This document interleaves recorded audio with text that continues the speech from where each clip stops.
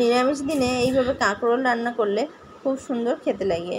তো আমি কাঁকরোলটাকে গোল গোল করে কেটে নিয়েছি। লবণ একটু হলুদ আমি মিশিয়ে রাখিয়ে দেবো।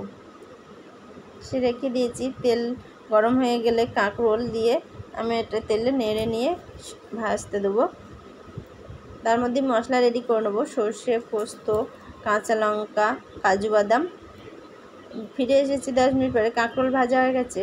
গরম তেলে কালো জিরে, কাঁচা লঙ্কা, গরম মশলা, আদা কুচি, পেঁয়াজ কুচি দিয়ে মশলাটা নিয়ে নেবো। একটু কাশ্মীরি লঙ্কা গুঁড়ো দিয়ে দেবো। পেস্ট করা মশলাটা দিয়ে দেবো।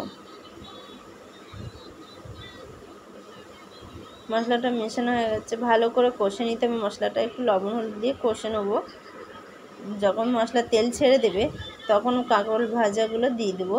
দিয়ে মশলাটা মাখিয়ে নিয়ে জল দিয়ে দেবো।